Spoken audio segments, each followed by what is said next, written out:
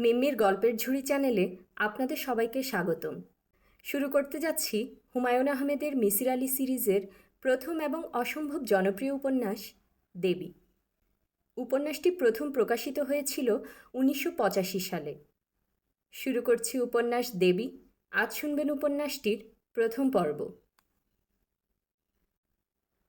মাঝরাতের দিকে রানুর ঘুম ভেঙে গেল। তার মনে হলো ছাদে কে যেন হাঁটছে। সাধারণ মানুষের হাঁটা নয়, পা টেনে টেনে হাঁটা। সে ভয়ার্ত গলায় ডাকল, এই এই। আনিসের ঘুম ভাঙল না। বাইরে টিপটিপ করে বৃষ্টি পড়ছে, অল্প অল্প বাতাস। বাতাসে জাম গাছের পাতায় অদ্ভুত এক রকমের শব্দ উঠছে। রানু আবার ডাকল, এই একটু উঠো না, এই। কি হয়েছে? কে যেন ছাদে হাঁটছে। কি যে বলো, কে আবার ছাদে হাঁটবে? ঘুমাও তো। প্লিজ একটু উঠে বসো, আমার বড় ভয় লাগছে। আনিস উঠে বসল। প্রবল বর্ষণ শুরু হলো এই সময়। ঝমঝম করে বৃষ্টি। জানালার পর্দা বাতাসে পত পত করে উঠতে লাগলো। রানু হঠাৎ দেখল জানালার শিক ধরে খালিগায়ে একটি রোগামতো মানুষ দাঁড়িয়ে আছে। মানুষটির দুটি হাতই অসম্ভব লম্বা। রানু ফিসফিস করে বলল, ওখানে কে? কোথায় কে? ওই যে জানালায়। আহ, কি যে ঝামেলা করো, নারকেল গাছের ছায়া পড়েছে। একটু বাতিটা জ্বালাও না। রানু, তুমি ঘুমাও তো। আনিস শোবার উপক্রম করতেই ছাদে বেশ কয়েকবার থপথপ শব্দ হলো, যেন কেউ একজন ছাদে লাফাচ্ছে। রানু চমকে উঠে বলল, কিসের শব্দ হচ্ছে? বানর। এ জায়গায় বানর আছে। কালই তো দেখলে ছাদে লাফালাফি করছিল। আমার বড় ভয় করছে, একটু উঠে গিয়ে বাতি জ্বালাও না, পায়ে পড়ি তোমার। আনিস বাতি জ্বালালো। ঘড়িতে বাজে 1:30। ছাদে আর কোনো শব্দ শোনা যাচ্ছে না। তবু রানুর ভয় কমল না। সে কেঁপে কেঁপে উঠতে লাগলো। আনিস বিরক্ত স্বরে বলল, এরকম করছো কেন? কেন জানি অন্যরকম লাগছে আমার। একটা খুব খারাপ স্বপ্ন দেখেছি। কি স্বপ্ন? দেখলাম আমি যেন। কথার মাঝখানে হঠাৎ রানু থেমে গেল। কে যেন হাসছে, ভারী গলায় হাসছে। রানু কাঁপা স্বরে বলল, হাসির শব্দ শুনতে পাচ্ছ? কে যেন হাসছে। কে আবার হাসবে? বানরের শব্দ, কিংবা কেউ হয়তো জেগে উঠেছে দোতলায়। আনিস লক্ষ্য করল রানু খুব ঘামছে। চোখ মুখ রক্তশূন্য। বালিশের নিচ থেকে সিগারেটের প্যাকেট বের করল। দেশলাই জ্বালাতে জ্বালাতে বলল, কি স্বপ্ন দেখেছিলে? দিনের বেলা বলবো। কি যে সব কুসংস্কার তোমাদের! এখনো ভয় লাগছে? হ্যাঁ। ভয়টা কিসের? চোর ডাকাতের না ভূতের? বুঝতে পারছি না। ঠিক আছে, বাতি জ্বালানোই থাক। বাতি জ্বালিয়েই ঘুমাবো আজকে। এখন বলো দেখি, কি স্বপ্ন দেখলে? দিনের বেলা বলবো। আহ, বলো না, বললেই ভয় কেটে যাবে। রানু আনিসের বাঁ হাত শক্ত করে চেপে ধরল। থেমে থেমে বলল, দেখলাম একটা ঘরে আমি শুয়ে আছি। একটা বেঁটে লোক এসে ঢুকলো। তারপর দেখলাম সে আমার শাড়ি টেনে খুলে ফেলার চেষ্টা করছে। আনিস শব্দ করে হাসল। রানু বলল, হাসছো কেন? হাসবো না। এটা কি একটা ভয় পাওয়ার স্বপ্ন? তুমি তো সবটা শোনোনি। সবটা শুনতে হবে না। পরে কি হবে তা আমার জানা। তুমি যা দেখেছ তা হচ্ছে একটা সেক্সুয়াল ফ্যান্টাসি। যুবক যুবতীরা এরকম স্বপ্ন প্রায় দেখে। আমি দেখি না। তুমিও দেখো, মনে থাকে না তোমার। আমি স্বপ্ন খুব কম দেখি। যা দেখি তা সবসময় সত্যি হয়। তোমাকে তো বলেছি অনেকবার। আনিস চুপ করে রইল। রানু এই কথাটি প্রায় বলে। বিয়ের রাতে প্রথমবার বলেছিল। আনিস সেবারও হেসেছে। রানু অবাক হয়ে বলেছে, আপনি আমার কথা বিশ্বাস করলেন না, না? না, আমি আপনার গা ছুঁয়ে বলছি, বিশ্বাস করুন আমার কথা। রানু এমনভাবে বলল যেন আনিসের বিশ্বাসের ওপর অনেক কিছু নির্ভর করছে। আনিস শেষ পর্যন্ত হাসি মুখে বলল, ঠিক আছে, বিশ্বাস করলাম। এখন দয়া করে আপনি আপনি করবে না। রানু ফিসফিস করে বলল, আপনার সঙ্গে যে আমার বিয়ে হবে সেটাও আমি জানতাম। এটাও স্বপ্নে দেখেছিলে? হুম, দেখলাম একটি লোক খালি গায়ে দাঁড়িয়ে আছে, তার পেটের কাছে একটা মস্ত কাটা দাগ। লোকটিকে দেখেই মনে হলো এর সঙ্গে আমার বিয়ে হবে। আমি তাকে বললাম, কেটেছে কিভাবে? আপনি বললেন, সাইকেল থেকে পড়ে গিয়ে ব্যথা পেয়েছিলাম। আনিস সে রাতে দীর্ঘক্ষণ কোনো কথা বলতে পারেনি। তার পেটে একটা কাটা দাগ সত্যি সত্যি আছে, এই মেয়েটির সেটা জানার কথা নয়। তবে সাইকেল থেকে পড়ে গিয়ে কাটেনি, জামগাছ থেকে পিছলে পড়ে কেটেছে। ব্যাপারটা কাকতালীয়, বলাই বাহুল্য। মাঝে মাঝে এমন দু একটা জিনিস খুব মিলে যায়, তবুও কোথাও যেন একটা ক্ষীণ অস্বস্তি থাকে। বাইরে বৃষ্টি খুব বাড়ছে, ঝড়টড় হবে বোধ হয়। শো শো আওয়াজ হচ্ছে জানালায়। একটা কাঁচ ভাঙা, প্রচুর পানি আসছে ভাঙা জানালা দিয়ে, শীত শীত করছে। রানু, চলো ঘুমিয়ে পড়ি। সিগারেট শেষ হয়েছে? হ্যাঁ। বিছানায় ওঠা মাত্র প্রবল শব্দে বিদ্যুৎ চমকালো। বাতি চলে গেল সঙ্গে সঙ্গে।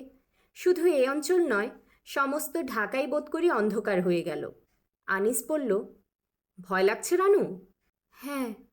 আচ্ছা, হাসির গল্প টল্প করো, এতে ভয় কমে যায়। বলো একটা গল্প। তুমি বলো। আনিস দীর্ঘ সময় নিয়ে একজন পাদ্রী ও 3টি ইহুদি ও 3টি মেয়ের গল্প বলল। গল্পের এক পর্যায়ে শ্রোতাকে জিজ্ঞেস করতে হয়, পাদ্রী তখন কি বলল? এর উত্তরটি হচ্ছে পাঞ্চ লাইন। কিন্তু কিচ্ছু জিজ্ঞেস করল না রানু। সে কি শুনছে না? আনিস ডাকল, এই রানু, এই। রানু কথা বলল না। বাতাসের ঝাপটায় সশব্দে জানালার একটি পাল্লা খুলে গেল। আনিস বন্ধ করবার জন্য উঠে দাঁড়াতেই রানু তাকে জড়িয়ে ধরে কাঁপা গলায় বলল, তুমি যেও না, খবরদার যেও না। কি আশ্চর্য, কেন? একটা কিছু জানালার ওপাশে দাঁড়িয়ে আছে। কি যে বলো? Please please. রানু কেঁদে ফেলল। ফোঁপাতে ফোঁপাতে বলল, তুমি গন্ধ পাচ্ছ না? কিসের গন্ধ? কর্পূরের গন্ধের মতো গন্ধ। এটা কি মনের ভুল? সূক্ষ্ম একটা গন্ধ যেন পাওয়া যাচ্ছে ঘরে। ঝনঝন করে আরেকটা কাঁচ ভাঙল। রানু বলল, ওই জিনিসটা হাসছে, শুনতে পাচ্ছ না? বৃষ্টির শব্দ ছাড়া আনিস কিছু শুনতে পেল না। তুমি বসো তো, আমি হারিকেন জ্বালাচ্ছি। না, তুমি আমাকে ধরে বসে থাকো। আনিস অস্বস্তির সঙ্গে বলল, তুমি ওই জানালাটার দিকে আর তাকিও না তো। আনিস লক্ষ্য করল রানু থরথর করে কাঁপছে, ওর গায়ের উত্তাপও বাড়ছে। রানুকে সাহস দেবার জন্য সে বলল, কোনো দোয়া টোয়া পড়লে লাভ হবে? আয়তুল কুরসি জানি আমি, আয়তুল কুরসি পড়ব? রানু জবাব দিল না। তার চোখ বড় বড় হয়ে উঠেছে। মুখ দিয়ে ফেনা ভাঙছে নাকি? শ্বাস ফেলছে টেনে টেনে। এই রানু, এই। কোনোই সাড়া নেই। আনিস হারিকেন জ্বালালো। রান্নাঘর থেকে খুটখুট শব্দ আসছে। ইঁদুর, এতে সন্দেহ নেই। তবু কেন জানি ভালো লাগছে না। আনিস বারান্দায় এসে ডাকল, রহমান সাহেব, ও রহমান সাহেব। রহমান সাহেব বোধ হয় জেগেই ছিলেন, সঙ্গে সঙ্গে বেরোলেন। কি ব্যাপার? আমার স্ত্রী অসুস্থ হয়ে পড়েছেন। কি হয়েছে? বুঝতে পারছি না। হাসপাতালে নিতে হবে নাকি? বুঝতে পারছি না। আপনি যান, আমি আসছি, এক্ষুনি আসছি। আনিস ঘরে ফিরে গেল। মনের ভুল, নিঃসন্দেহে মনের ভুল। আনিসের মনে হলো সে ঘরের ভেতর গিয়ে দাঁড়ানো মাত্র কেউ একজন যেন দরজার আড়ালে সরে পড়ল। রোগা লম্বা একটি মানুষ। আনিস ডাকল, রানু। রানু তৎক্ষণাৎ সাড়া দিল। কি? ইলেকট্রিসিটি চলে এলো তখনই। তার কিছুক্ষণের মধ্যেই রহমান সাহেব এসে উপস্থিত হলেন। উদ্বিগ্ন স্বরে বললেন, এখন কেমন অবস্থা? রানু অবাক হয়ে বলল, কিসের অবস্থা? কি হয়েছে? রহমান সাহেব অবাক হয়ে তাকালেন। আনিস বলল, তোমার শরীর খারাপ করেছিল, তাই ওকে ডেকেছিলাম। এখন কেমন লাগছে? ভালো। রানু উঠে বসল। রহমান সাহেবের দিকে তাকিয়ে মৃদু স্বরে বলল, এখন আমি ভালো। রহমান সাহেব তবুও মিনিট 10 বসলেন। আনিস বলল, আপনি কি ছাদে দাপাদাপি শুনেছেন? সে তো রোজই শুনি, বাঁদরের উৎপাত। আমিও তাই ভাবছিলাম। খুব জ্বালাতন করে, দিনে দুপুরে ঘর থেকে খাবার দাবার নিয়ে যায়। তাই নাকি? জি। নতুন এসেছেন তো? কয়েকদিন যাক, টের পাবেন। বাড়িওয়ালাকে বলেছিলাম গ্রিল দিতে, তা দেবে না। আপনার সঙ্গে দেখা হলে আপনিও বলবেন। সবাই মিলে চেপে ধরতে হবে। জি, আমি বলবো। আপনি কি চা খাবেন নাকি 1 কাপ? আরে না না, এই রাত 2:30টার সময় চা খাবো নাকি? কি যে বলেন! উঠি ভাই, কোনো অসুবিধা দেখলে ডাকবেন। ভদ্রলোক উঠে পড়লেন। রানু চাপা স্বরে বলল, এই রাত দুপুরে ভদ্রলোককে ডেকে আনলে কেন? কি মনে করলেন উনি? তুমি যা শুরু করেছিলে, ভয় পেয়েই ভদ্রলোককে ডাকলাম। কি করেছিলাম আমি? অনেক কাণ্ড করেছ। এখন তুমি কেমন সেটা বলো। ভালো। কী রকম ভালো? বেশ ভালো। ভয় লাগছে না আর? না। রানু বিছানা থেকে নেমে পড়ল। সে বেশ সহজ ও স্বাভাবিক, ভয়ের কোনো চিহ্নও নেই চোখে মুখে। শাড়ি কোমরে জড়িয়ে ঘরের পানি সারাবার ব্যবস্থা করছে। সকালে যা করার করবে, এখন এসব রাখো তো। ইস, কি অবস্থা হয়েছে দেখো না। হোক, এসো তো এদিকে। রানু হাসি হাসি মুখে এগিয়ে এলো। এখন আর তোমার ভয় লাগছে না? না। জানালার পাশে কে যেন দাঁড়িয়েছিল বলেছিলে? এখন কেউ নেই, আর থাকলেও কিছু যায় আসে না। আনিস দ্বিতীয় সিগারেটটা ধরালো। হালকা গলায় বলল, 1 কাপ চা করতে পারবে? চা? এত রাতে? এখন আর ঘুম আসবে না। করো দেখি 1 কাপ। রানু চা বানাতে গেল। কিছুক্ষণের মধ্যেই পানি ফোটার শব্দ হলো। বাইরে বৃষ্টি হচ্ছে ঝমঝম করে। রানু একা একা রান্নাঘরে। কে বলবে এই মেয়েটি অল্প কিছুক্ষণ আগে ভয়ে অস্থির হয়ে গিয়েছিল? ছাদে আবার ঝুপঝুপ শব্দ হচ্ছে। এই বৃষ্টির মধ্যে বানর এসেছে নাকি? আনিস উঠে গিয়ে রান্নাঘরে উঁকি দিল। হালকা গলায় বলল, ছাদে বড় ধূপধাপ শব্দ হচ্ছে। রানু জবাব দিল না। আনিস বলল, এই বাড়িটা ছেড়ে দেব। সস্তায় এরকম বাড়ি আর পাবে না। দেখি পাই কি না। চায় চিনি হয়েছে তোমার? হয়েছে। তুমি নিলে না? না, রাত দুপুরে চা খেলে আমার আর ঘুম হবে না। রানু হাই তুলল। আনিস বলল, এখন বলো তো তোমার স্বপ্ন বৃত্তান্ত। কোন স্বপ্নের কথা? ওই যে স্বপ্ন দেখলে, একটা বেঁটে লোক। কখন আবার এই স্বপ্ন দেখলাম? কি যে তুমি বলো! আনিস আর কিছু বলল না। চা শেষ করে ঘুমোতে গেল। শীত শীত করছিল। রানু পা গুটিয়ে বাচ্চা মেয়ের মতো শুয়েছে। একটি হাত দিয়ে জড়িয়ে রেখেছে আনিসকে। তার ভারী নিঃশ্বাস পড়ছে। ঘুমিয়ে পড়েছে বোধহয়। জানালায় নারকেল গাছের ছায়া পড়েছে। মানুষের মতোই লাগছে ছায়াটাকে। বাতাসে গাছের পাতা নড়ছে। মনে হচ্ছে মানুষটি হাত নাড়ছে। ঘরের ভেতর মিষ্টি একটা গন্ধ। মিষ্টি, কিন্তু অচেনা। আনিস রানুকে কাছে টেনে আনল। রানুর মুখে আলো এসে পড়েছে। কি যে মায়াবতী লাগছে! আনিস ছোট্ট করে নিঃশ্বাস ফেলল। ওদের বিয়ে হয়েছে মাত্র 6 মাস। আনিস এখনও অভ্যস্ত হয়ে ওঠেনি। প্রতি রাতেই রানুর মুখ তার কাছে অচেনা লাগে। অপরূপ রূপবতী একটি বালিকার মুখ, যাকে কখনো পুরোপুরি চেনা যায় না। আনিস ডাকল, রানু, রানু। কোনো জবাব পাওয়া গেল না। গাঢ় ঘুমে আচ্ছন্ন রানু। আনিসের ঘুম এলো না। শুয়ে শুয়ে ঠিক করে ফেলল, রানুকে ভালো একজন সাইকিয়াট্রিস্টের কাছে নিয়ে যেতে হবে। অফিসের কমলেন্দুবাবু এক ভদ্রলোকের কথা প্রায়ই বলেন। খুব নাকি গুণী লোক। মিসির সাহেব। দেখালে হয় একবার মিসির সাহেবকে। রানু ঘুমের ঘোরে খিলখিল করে হেসে উঠল। অপ্রকৃতিস্থ মানুষের হাসি শুনতে ভালো লাগে না। গা ছমছম করে। ভদ্রলোকের বাড়ি খুঁজে বের করতে অনেক দেরি হলো। কাঁঠাল বাগানের এক গলির ভেতর পুরানো ধাঁচের বাড়ি। অনেকক্ষণ কড়া নাড়বার পর অসম্ভব রোগা এক ভদ্রলোক বেরিয়ে এলেন। বিরক্ত মুখে বললেন, কাকে চান? মিসির সাহেবকে খুঁজছি। তাকে কী জন্য দরকার? জি, আছে একটা দরকার। আপনি কি মিসির সাহেব? হ্যাঁ। বলেন, দরকারটা বলেন। রাস্তায় দাঁড়িয়ে সমস্যার কথা বলতে হবে নাকি? আনিস অস্বস্তি বোধ করতে লাগল। কিন্তু ভদ্রলোকের ভাবভঙ্গি এরকম যে বাইরেই দাঁড় করিয়ে রাখবেন, ভেতরে ঢুকতে দেবেন না। আনিস বলল, ভেতরে এসে বলি? ভেতরে আসবেন? ঠিক আছে, আসুন।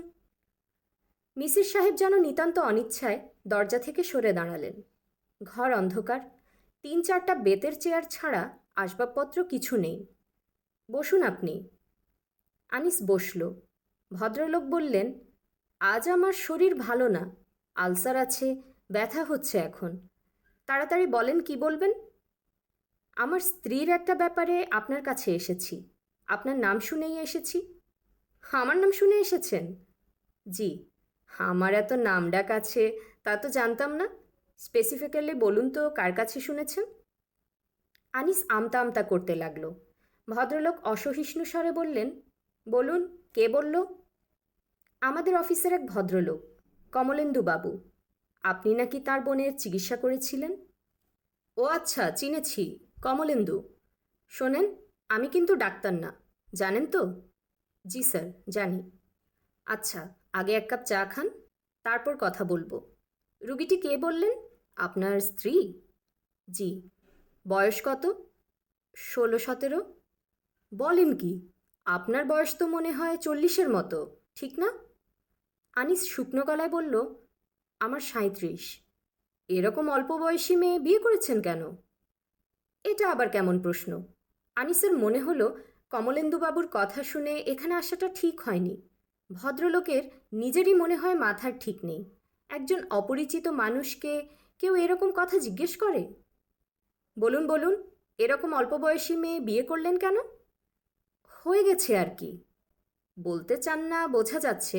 ঠিক আছে, বলতে হবে না। চার কথা বলে আসি, চা খেয়ে তারপর শুরু করব। ভদ্রলোক আনিসকে বাইরে বসিয়ে ভেতরে চলে গেলেন। তারপর আর আসার নামগন্ধ নেই। 8-9 বছরের একটি বাচ্চা মেয়ে এক কাপ দারুণ মিষ্টি স্বরভাষা চা দিয়ে চলে গেল। তারপর আর কোনো সাড়া শব্দ নেই। দেখতে দেখতে সন্ধ্যা হয়ে যায়। আনিস বেশ কয়েকবার কাশল, দুবার গলা উঁচিয়ে ডাকল, বাসায় কেউ আছেন? কোনো সাড়া নেই। কী ঝামেলা! কমলেন্দুবাবু অবশ্য বারবার বলে দিয়েছেন, এই লোকের কথাবার্তার ঠিক ঠিকানা নেই, তবে লোকটা অসাধারণ। আনিসের কাছে অসাধারণ কিছু মনে হয়নি, তবে চোখের দৃষ্টি খুব তীক্ষ্ণ। এইটি অবশ্য প্রথমেই চোখে পড়ে। আর দ্বিতীয় যে জিনিসটি চোখে পড়ে সেটি হচ্ছে তার আঙ্গুল। অস্বাভাবিক লম্বা লম্বা সবকটা আঙ্গুল। এই যে, অনেকক্ষণ বসিয়ে রাখলাম। না, ঠিক আছে। ঠিক থাকবে কেন? ঠিক না। লোকটি এই প্রথমবার হাসল। থেমে থেমে বলল, আলসার আছে তো, ব্যথায় কাহিল হয়ে শুয়েছিলাম, অমনি ঘুম এসে গেল। আমি তাহলে অন্য একদিন আসি? না, এসেছেন যখন বসুন। চা দিয়েছিল? জি। বেশ, এখন বলুন কি বলবেন। আনিস চুপ করে রইল। এটা এমন একটা ব্যাপার যা চট করে অপরিচিত কাউকে বলা যায় না। ভদ্রলোক শান্তস্বরে বললেন, আপনার স্ত্রীর মাথা ঠিক নেই, তাই তো? জি না স্যার, মাথা ঠিক আছে। পাগল নন? জি না। তাহলে আমার কাছে এসেছেন কেন? মাঝে মাঝে সে অস্বাভাবিক আচরণ করে। কীরকম অস্বাভাবিক? ভয় পায়। মাঝে মাঝেই এরকম হয়। ভয় পায়? তার মানে কি? কিসের ভয়? ভূতের ভয়। ঠিক জানেন ভয়টা ভূতের? জি না, ঠিক জানি না, মনে হয় এরকম। ভদ্রলোক একটি চুরুট ধরিয়ে খকখক করে কাশতে কাশতে বললেন, বর্মা থেকে আমার এক বন্ধু এনেছে, অতি বাজে জিনিস। আনিস কিছু বলল না, তবে এই ভদ্রলোকের স্টাইলটি তার পছন্দ হলো। ভদ্রলোক অবলীলায় অন্য একটি প্রসঙ্গ নিয়ে এসেছেন এবং এমনভাবে কথা বলছেন যেন আগের কথাবার্তা তার কিছুই মনে নেই। এরকম চুরুট 4-5টা খেলে যক্ষ্মা হয়ে যাবে। আপনাকে দেবো একটা? জি না, ফেলে দিতে মায়া লাগে বলে খাই। খাওয়ার জিনিস না, অখাদ্য। তবে হাবানা চুরুটগুলি ভালো। হাবানা চুরুট খেয়েছেন কখনো? খুব ভালো। মাঝে মাঝে আমার এক বন্ধু আমাকে দিয়ে যায়। ভদ্রলোক চুরুটে টান দিয়ে আবার ঘর কাঁপিয়ে কাশতে লাগলেন। কাশি থামতেই বললেন, এখন আমি আপনাকে কয়েকটা প্রশ্ন করব, যথাযথ জবাব দেবেন। জি আচ্ছা। প্রথম প্রশ্ন, আপনার স্ত্রী কি সুন্দরী? জি। বেশ সুন্দরী? জি। আপনার স্ত্রী কখন ভয় পান, দিনে না রাতে? সাধারণত রাতে, তবে একবার দুপুরে ভয় পেয়েছিল। ভয়টা কীরকম সেটা বলেন। মনে হয় কিছু একটা দেখে। সববার একই জিনিস দেখেন, না এক একবার এক এক রকম? এটা আমি ঠিক বলতে পারছি না। এই সময় কি তিনি কোনো রকম গন্ধ পান? আমি ঠিক বলতে পারছি না। যখন সুস্থ হয়ে ওঠেন তখন কি তার ভয়ের কথা মনে থাকে? বেশিরভাগ সময়ই থাকে না, তবে মাঝে মাঝে থাকে। আপনার স্ত্রীর স্বাস্থ্য নিশ্চয়ই খারাপ? জি। উনি প্রথম কখন ভয় পেয়েছিলেন বলতে পারেন? জি না, তবে খুব ছোটবেলায়। প্রথম ভয়ের ঘটনাটা আমাকে বলুন। আমি সেটা ঠিক জানি না। আপনি অনেক কিছুই জানেন না মনে হচ্ছে। আপনার স্ত্রীকে একদিন নিয়ে আসুন। আনিস কিছুক্ষণ চুপ করে থেকে বলল, আমি তাকে আনতে চাই না। কেন চান না? সে খুব সেনসিটিভ। সে যদি টের পায় যে তার এই অস্বাভাবিকতা নিয়ে আমি লোকজনের সাথে আলাপ করছি, তাহলে খুব মন খারাপ করবে। দেখুন ভাই, আপনার স্ত্রীর সঙ্গে কথা না বলে কিছুই করা যাবে না। আপনার স্ত্রী অসুস্থ এবং আমার মনে হচ্ছে এই অসুখ দ্রুত বেড়ে যাবে। আপনি তাকে নিয়ে আসবেন। আনিস উঠে দাঁড়ালো। ক্ষীণস্বরে বলল, আপনাকে কত দেব? ভদ্রলোক বিস্মিত হয়ে বললেন, কমলেন্দুবাবু কি আপনাকে বলেননি আমি ফিস নিই না? এই কাজটি আমি শখের খাতিরে করি, বুঝতে পারছেন? জি পারছি। তবে আপনি যদি ভালো গোলাপের চারা পান তাহলে আমাকে দিতে পারেন। আমার গোলাপের খুব শখ। সব মিলিয়ে 30টি ডিফারেন্ট ভ্যারাইটির চারা আমার কাছে আছে। একটা আছে দারুণ ইন্টারেস্টিং, ঘাস ফুলের মতো ছোট সাইজের গোলাপ। তাই নাকি? জি। ওরা বলে মাইক্রো রোজ, হল্যান্ডের গোলাপ, কড়া গন্ধ। দেখবেন? আরেকদিন দেখব। আজ দেরি হয়ে গেছে, আমার স্ত্রী একা থাকে। ও তাই নাকি? শোনেন, তাকে একা রাখবেন না। কখনো যেন মেয়েটি একা না থাকে, এটা খুবই জরুরি। রাস্তায় নেমে আনিসের মন খারাপ হয়ে গেল। খামোকা সময় নষ্ট। লোকটি তেমন কিছু জানে না। কমলেন্দুবাবু যেসব আধ্যাত্মিক শক্তিটক্তির কথা বলেছেন সেসব মনে হয় নেহায়েতি গালগল্প। তবে লোকটির কথাবার্তা বেশ ফোর্সফুল। রানুকে বুঝিয়ে সুঝিয়ে একবার এনে দেখালে হয়, ক্ষতি তো কিছু নেই। তাছাড়া ভদ্রলোক খুব সম্ভব ফেলনাও নন, ক্লিনিক্যাল সাইকিয়াট্রির টিচার। একেবারে কিছু না জেনে তো কেউ মাস্টারি করে না। কিছু নিশ্চয়ই জানেন। মানুষের চেহারা দেখে কিছু অনুমান করাটাও ঠিক না। আনিস অফিসে চলে গেলে রানুর খুব একলা লাগে। কিছুই করার থাকে না। গোছানো আলনা আবার নতুন করে গোছায়। বসার ঘরের বেতের সোফা ঝাড়ন দিয়ে ঝাড়ে। শোবার মেঝে ভেজা ন্যাকড়া দিয়ে মুছতে মুছতে চকচকে করে ফেলে। তবু সময় কাটে না। একসময় তেতলার বারান্দায় গিয়ে বসে। এ বাড়ির ছোট বারান্দাটি তার খুব পছন্দ। গ্রিল দেওয়া বারান্দাটি গোলাকার। এখানে বসে অনেক দূর পর্যন্ত দেখা যায়। সামনেই একটা মেয়েদের স্কুল। টিফিন টাইমে মেয়েগুলোর কাণ্ডকারখানা দেখতে এমন মজা লাগে। রানু প্রায় সারা দুপুর বারান্দাতেই বসে থাকে। একা একা ঘরে বসে থাকতে ভালো লাগে না। কেমন যেন নিঃশ্বাস বন্ধ হয়ে আসে, একটু যেন ভয় ভয়ও লাগে। অবশ্য যখন দুপুর গড়িয়ে বিকেল নামতে থাকে তখন ভয় ভয় ভাবটা কমে যায়। বিকেলবেলা বাড়িওয়ালার মেয়ে দুটি তাদের ভেতর দিকের বাগানে বসে মজা করে চা খায়। চা খেতে খেতে দুজনেই খুব হাসাহাসি করে। এক একদিন ওদের বাবাও সঙ্গে বসেন। রানুর দেখতে বেশ লাগে। ছোট মেয়েটির সঙ্গে রানুর কিছুদিন আগে আলাপ হয়েছিল। বেশ মেয়েটি, খুব স্মার্ট, দেখতেও সুন্দর। একদিন দুপুরে রানু বারান্দায় এসে বসেছে। মেয়েটি এসে উপস্থিত, মুখে চাপা হাসি, হাতে কি একটা বই। এসেই বলল, আপনাকে একটা কথা জিজ্ঞেস করতে এসেছি। কি কথা? আপনি সারাদিন বারান্দায় বসে থাকেন কেন? সারাদিন কোথায়, দুপুরবেলায় বসি। কিছু করার নেই তো, একা একা লাগে। তা ঠিক, বসবো আপনার এখানে?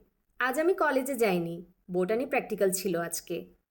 মেয়েটি খুব সহজভাবে বলল।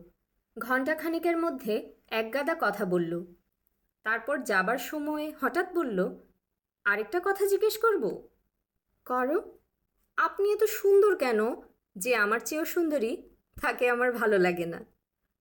রানু কি বলবে ভেবে পেল না। মেয়েটি হাসতে হাসতে বলল, আমাদের ক্লাসের মেয়েদের কি ধারণা জানেন? তাদের ধারণা আমি হচ্ছি বাংলাদেশের সবচেয়ে সুন্দরী মহিলা। ওদের একদিন এনে আপনাকে দেখিয়ে দেব। ঠিক আছে, দিও। আর একটু বসো, চা খাবে? না, চা আমি বেশি খাই না। বেশি চা খেলে গায়ের রং ময়লা হয়ে যায়। মেয়েটি যেমন হুট করে এসেছিল তেমনি হুট করে নিচে নেমে গেল। বেশ লাগলো রানুর। নতুন বাসাটা তার ভালোই লাগছে। পুরনো ঢাকায় হলেও বেশ নিরিবিলি। মালিবাগের বাসাটার মতো নয়। নিঃশ্বাস নেবার জায়গা ছিল না সেখানে। পাশ দিয়ে রাত দিন রিক্সা যাচ্ছে, গাড়ি যাচ্ছে, জঘন্য। এই বাসাটা ভেতরের দিকে। বাড়িওয়ালা ভদ্রলোকও বেশ ভালো মানুষ। প্রথম দিনেই আনিসকে বলেছেন, আমার বাড়ি ভাড়া দেবার দরকার নেই, থাকার জন্যই তো বাড়ি ভাড়া, টাকা যথেষ্ট আছে। তবু দুঘর ভাড়াটে রাখি, কারণ এত বড় বাড়িতে মানুষ না থাকলে ভালো লাগে না। কবরখানা কবরখানা ভাব চলে আসে। তবে সবাইকে আমি বাড়ি ভাড়া দিই না। আপনাকে দিচ্ছি কারণ আপনাকে পছন্দ হয়েছে। ভাড়াও খুব কম, মাত্র 600 টাকা। 3 রুমের এত বড় একটা বাড়ি 600 টাকায় পাওয়া ভাগ্যের ব্যাপার। রানু এখানে এসে হাঁপ ছেড়ে বেঁচেছে। তার সবচেয়ে পছন্দ হয়েছে বাথরুম। বড় ঝকঝকে একটা বাথরুম। বাসাটা রানুর খুব পছন্দ হয়েছিল। আনিস যখন বলল, কি নেব, পছন্দ হয়? হয়। ভালো করে ভেবে বলো নেব কি না। 2 দিন পর যদি বলো পছন্দ না, তাহলে মুশকিলে পড়ব। মালিবাগের বাসাটা ভালো ছিল, শুধু শুধু বদলালাম। এই বাসাটাও ভালো। রানু খুব খুশি মনে নতুন বাসা সাজালো। নিজেই পর্দা কিনে আনলো, সারা রাত জেগে সেলাই করলো। তার উৎসাহের সীমা নেই। বুঝলে রানু, সবার সঙ্গে মিলেমিশে থাকবে। অন্যদের বাসায় যাবে টাবে, একা একা থাকার অভ্যেসটা ভালো না। যাবে তো? যাব। একা থাকলেই মানুষের মধ্যে নানা রকম প্রবলেম দেখা যায়, বুঝলে? সব ভাড়াটেদের সঙ্গে খাতির রাখবে। ভাড়াটে তো মাত্র একজন। ওই ওনার বাসাতেই যাবে, বাড়িওয়ালার বাসায়ও যাবে। আচ্ছা, যাব। রানু অবশ্যই যায়নি কোথাও। তার ভালো লাগে না। অন্যদের মতো সে কারো সঙ্গে সহজভাবে মিশতে পারে না। অন্যদের সামনে কেমন যেন আড়ষ্ট লাগে। বারান্দার বেতের চেয়ারটাতে বসে থাকতেই বেশি ভালো লাগে। দুপুরটাই যা কষ্টের। দুপুরটা কেটে গেলে অন্যরকম একটা শান্তি লাগে। কিন্তু আজকের দুপুরটা দীর্ঘ, কিছুতেই আর কাটছে না। বারান্দায় বসে থাকতেও ভালো লাগছে না। মেয়েদের স্কুলটাও কী কারণে যেন বন্ধ। চারদিক চুপচাপ, বড্ড ফাঁকা। কিছুক্ষণ শুয়ে থাকলে কেমন হয়। ঘরের ভেতরটা কেমন যেন অন্যরকম। রানু ভেতরে ঢুকে জানালার পর্দা ফেলে দিল। অনেকখানি অন্ধকার হয়ে গেল। অন্ধকার ও চুপচাপ। আর তখন স্পষ্ট গলায় কেউ ডাকল, রানু, রানু।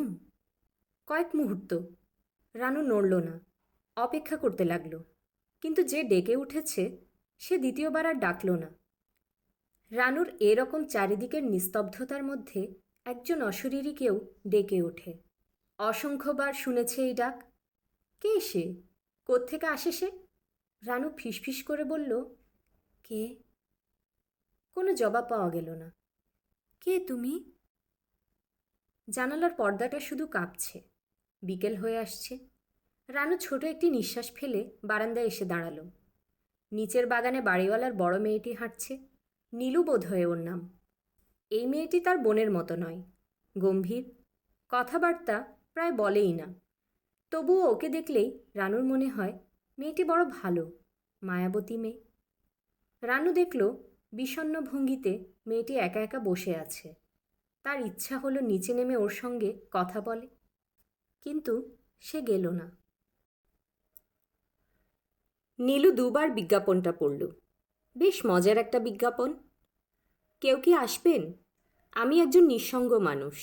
স্ত্রীর মৃত্যুর পর একা জীবনযাপন করছি। সময় আর কাটে না। আমার দীর্ঘ দিবস ও দীর্ঘ রজনীর নিঃসঙ্গতা কাটাতে কেউ আমাকে 2 লাইন লিখবেন? GPO box number 73। দৈনিক পত্রিকায় এরকম বিজ্ঞাপন দেবার মানে কি? সাপ্তাহিক কাগজগুলিতে এইসব থাকে ছেলে ছোকরাদের কাণ্ড। এই লোকটি নিশ্চয়ই ছেলে ছোকরা নয়, বুড়ো হাবড়াদের একজন। বাবা, এটা পড়েছ? নীলু জাহিদ সাহেবের হাতে কাগজটা গুঁজে দিল। বাবা, এই বিজ্ঞাপনটি পড়ো তো। জাহিদ সাহেব নিজেও ভ্রু কুঞ্চিত করে দুবার পড়লেন। তার মুখের ভঙ্গি দেখে মনে হলো বেশ বিরক্ত হয়েছেন। পড়েছ? পড়লাম। কি মনে হয় বাবা? কি আবার মনে হবে? কিছুই মনে হয় না।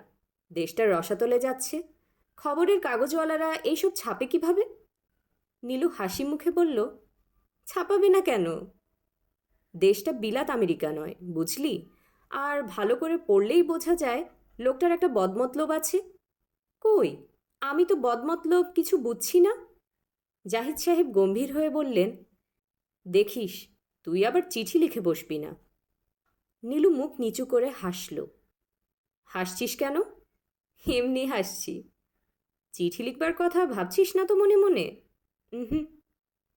নীলু মুখে উহু বললেও মনে মনে ঠিক করে ফেলল গুছিয়ে একটা চিঠি লিখবে। দেখা যাক না কি হয়। কি লেখে লোকটি। রাতে ঘুমোতে যাওয়ার আগে সে সত্যি একটা চিঠি লিখে ফেলল। মোটামুটি বেশ দীর্ঘ চিঠি। জনাব, আপনার বিজ্ঞাপনটি পড়লাম, লিখলাম কয়েক লাইন। এতে কি আপনার নিঃসঙ্গতা কাটবে? আমার বয়স 18। আমি ঢাকা বিশ্ববিদ্যালয়ের ছাত্রী। আমরা 2 বোন। আমার ছোট বোনটির নাম বিলু। সে হলিক্রস কলেজে পড়ে। আমরা 2 বোনই খুব সুন্দরী। এই যা, এটা আপনাকে লেখা ঠিক হলো না, তাই না? নাকি সুন্দরী মেয়েদের চিঠি পেলে আপনার নিঃসঙ্গতা আরও দ্রুত কাটবে? নীলু। চিঠিটি লিখেই তার মনে হলো যে এরকম লেখাটা ঠিক হচ্ছে না। চিঠির মধ্যে একটা বড় মিথ্যা আছে। সে সুন্দরী নয়। বিলুর জন্য কথাটা ঠিক, তার জন্য নয়। নীলু ছোট্ট একটি নিঃশ্বাস ফেলে দ্বিতীয় চিঠিটি লিখল। জনাব, আমার নাম নীলু। আমার বয়স 20। আপনার নিঃসঙ্গতা কাটাবার জন্য আপনাকে লিখছি। কিন্তু চিঠিতে কি কারো নিঃসঙ্গতা কাটে? আপনার বয়স কত এটা দয়া করে জানাবেন। নীলু। দ্বিতীয় চিঠিটিও তার পছন্দ হলো না। তার মনে হলো সে যেন কিছুতেই গুছিয়ে আসল জিনিসটি লিখতে পারছে না। রাতে শুয়ে শুয়ে তার মনে হলো হঠাৎ করে সে এত ব্যস্ত হয়ে পড়েছে কেন? চিঠি লেখারই বা কী দরকার? সে নিজেও কি খুব নিঃসঙ্গ? হয়তো বা। এ বাড়িতে আর 2টি মাত্র প্রাণী, বিলু আর বাবা। বাবা দিন রাত নিজের ঘরেই থাকেন। মাসের প্রথম দিকের কয়েকটা দিন বাড়ি ভাড়ার টাকা আদায়ের জন্য অল্প যা নড়াচড়া করেন, তারপর আবার নিজের ঘরেই বন্দি। আর বিলু তো আছে তার অসংখ্য বন্ধু বান্ধব নিয়ে। শুধু মেয়ে বন্ধু নয়, তার আবার অনেক ছেলে বন্ধুও আছে। মহানন্দে আছে বিলু। তবে সে একটু বাড়াবাড়ি করছে। কাল তার কাছে একটি ছেলে এসেছিল। সে রাত 8টা পর্যন্ত ছিল। এসব ভালো নয়। নীলু উঁকি দিয়ে দেখেছে ছেলেটি ফরফর করে সিগারেট টানছে, হাত নেড়ে নেড়ে খুব কথা বলছে। আর বিলু হাসতে হাসতে ভেঙে পড়ছে। ভাত খাওয়ার সময় নীলু কিছু বলবে না করেও বলল, ছেলেটা কে রে? কোন ছেলে? ওই যে রাত 8টা পর্যন্ত গল্প করলি। হো, সে তো রুবির ভাই। মহা চালবাজ। নিজেকে খুব বুদ্ধিমান ভাবে, আসলে মহা গাধা। বলতে বলতে খিলখিল করে হাসে বিলু। মহা গাধা হলে এতক্ষণ বসিয়ে রাখলি কেন? যেতে চাচ্ছিল না তো, কি করব? বলতে বলতে বিলু আবার হাসল। বিলু এমন মেয়ে যার ওপর কখনো রাগ করা যায় না। নীলু কখনো রাগ করতে পারে না। মাঝে মাঝে বাবা 2-একটা কড়া কথা বলেন, তখন বিলু রাগ করে খাওয়া বন্ধ করে দেয়। সে এক মহা যন্ত্রণা। একবার রাগ করে সে পুরো 2 দিন দরজা বন্ধ করে বসেছিল। কত সাধাসাধি, কত অনুরোধ। শেষ পর্যন্ত মগবাজারের ছোট মামাকে আনতে হলো। ছোট মামা বিলুর খুব খাতিরের মানুষ। তার সব কথা সে শোনে। তিনি এসে যখন বললেন, দরজা না খুললে মা, আমি কিন্তু আর আসবো না, এই আমার শেষ আশা, তখন দরজা খুলল। এরকম জেদি মেয়ে। নীলুর কোনো জেদ টেদ নেই। কালো এবং অসুন্দরী মেয়েদের জেদ কখনো থাকে না। এদের জীবন কাটাতে হয় একাকী। নীলু বাতি নিভিয়ে ঘুমোতে চেষ্টা করল। ছোটবেলায় বাতি নেভানোর সঙ্গে সঙ্গে তার ঘুম আসত, এখন আর আসে না। অনেক রাত পর্যন্ত এপাশ ওপাশ করতে হয়। পাশের খাটে টেবিল ল্যাম্প জ্বালিয়ে চোখের ওপর একটা গল্পের বই ধরে আছে বিলু। অনেক রাত পর্যন্ত সে পড়বে। পড়তে পড়তে হঠাৎ একসময় ঘুমিয়ে পড়বে। বাতি নেভাবে না, মশারি ফেলবে না। নীলুকেই উঠে এসে বাতি নেভাতে হবে, মশারি ফেলতে হবে। বিলু ঘুমো, বাতি নেভা। একটু পরে ঘুমাবো। কি পড়ছিস? শীর্ষেন্দুর একটা বই। দারুণ। দিনে পড়িস? আলো চোখে লাগছে। দিনে আমার সময় কোথায়? তুমি ঘুমোও না। নীলু ঘুমোতে পারল না। শুয়ে শুয়ে তাকিয়ে রইল বিলুর দিকে। দিনে দিনে কি যে সুন্দর হচ্ছে মেয়েটা। একই বাবা মার দুই মেয়ে, একজন এত সুন্দর আর অন্যজন এত অসুন্দর কেন? নীলু ছোট্ট একটা নিঃশ্বাস ফেলল। আপা? কি? দারুণ বই, তুমি পড়ে দেখো। প্রেমের? হ্যাঁ, প্রেমের হলেও খুব সিরিয়াস জিনিস। দারুণ। তাই নাকি? হুম, একজন রূপবতী মেয়ের গল্প। তোর মতো একজন? দূর, আমি আবার সুন্দর নাকি? আমাদের তিনতলার ভাড়াটের বউটির মতো বলতে পারো। রানু নাম। দেখেছ? না তো। খুব সুন্দরী? ওরে বাপ, দারুণ। হেমা মালিনীর চেয়েও সুন্দরী। তুই মেয়েটিকে একবার আসতে বলিস তো আমাদের বাড়িতে, দেখব। বলবো। তুমি নিজে একবার গেলেই পারো। মেয়েটা ভালো, কথাবার্তায় খুব ভদ্র। ওর বরকে দেখেছ? আনিস সাহেব। হুম। ওই লোকটা বোকা ধরনের, বোকার মতো কথাবার্তা। আমাকে আপনি আপনি করে বলে। কলেজে পড়িস, তোকে আপনি বলবে না? ফ্রক পরা কাউকে এরকম একজন বুড়ো মানুষ আপনি বলবে নাকি? বুড়ো নাকি? 40-এর ওপর বয়স হবে। মেয়েটার বয়স কত? খুব কম, 14-15 হবে। বিলু বাতি নিভিয়ে দিল এবং নিমিষেই ঘুমিয়ে পড়ল। নীলু জেগে রইল অনেক রাত পর্যন্ত। কিছুতেই তার ঘুম এলো না। ইদানিং তার ঘুম খুব কমে গেছে। রোজই মাঝরাত না হওয়া অবধি ঘুম আসে না। রানু চুলায় ভাত চড়িয়ে বসার ঘরে এসে দেখে বাড়িওয়ালার বড় মেয়েটি ঘরের ভেতর। না জিজ্ঞেস করেই ঢুকে পড়লাম ভাই, আমার নাম নীলু। আসুন আসুন, আমি আপনাকে চিনি। আপনি বাড়িওয়ালার বড় মেয়ে। আজ ইউনিভার্সিটি যাননি? হুম, আজ ক্লাস নেই। আপনার সঙ্গে গল্প করতে এলাম। কি করছিলেন? ভাত রান্না করছি। চলুন রান্নাঘরে গিয়ে বসি। বিলুর কাছ থেকে আপনার খুব প্রশংসা শুনি। বিলুর ধারণা আপনি হচ্ছেন হেমা মালিনী। রানু অবাক হয়ে বলল, হেমা মালিনীটি কে? আছে একজন, সিনেমা করে। সবাই বলে খুব সুন্দর।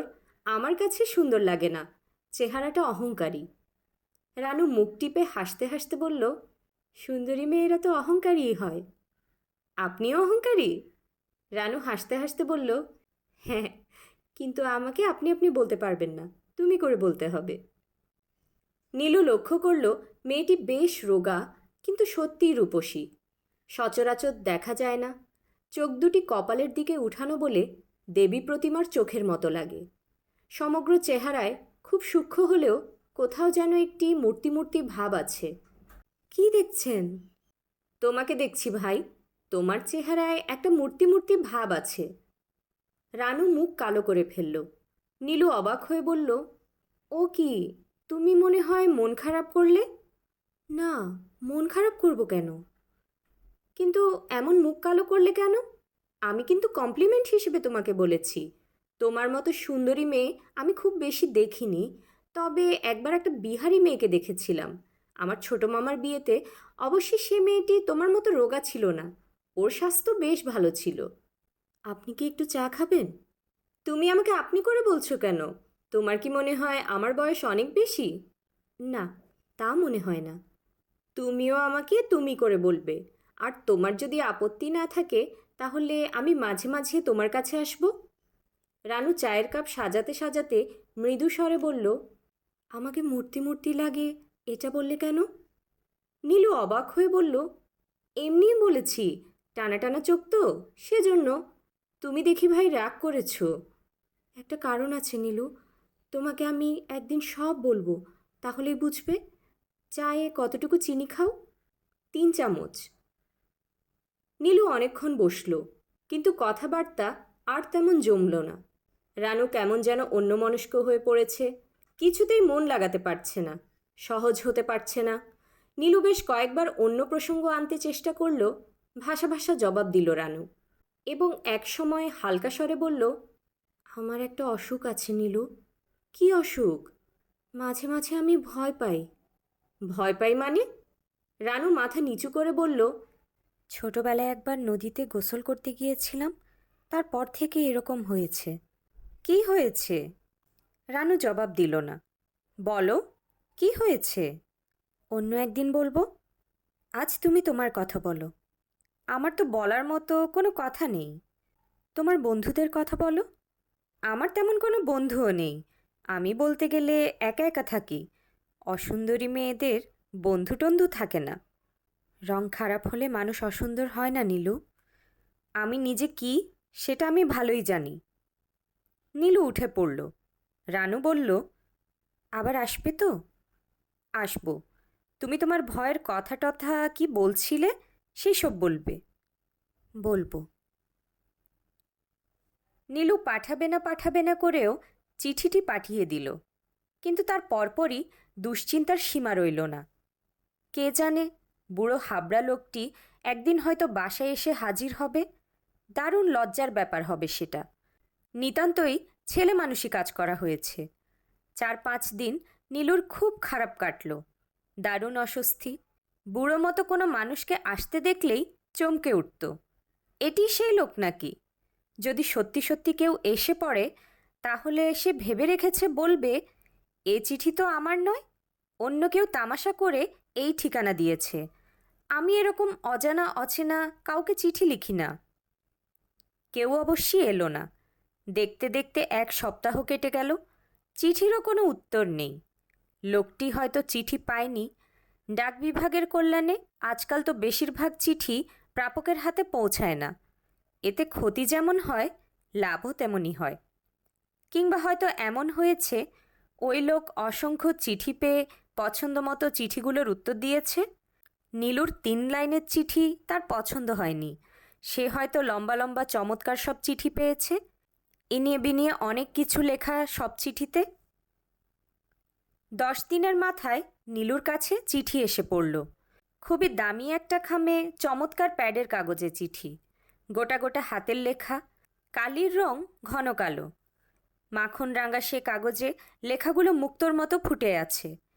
এত সুন্দর হাতের লেখাও মানুষের হয়?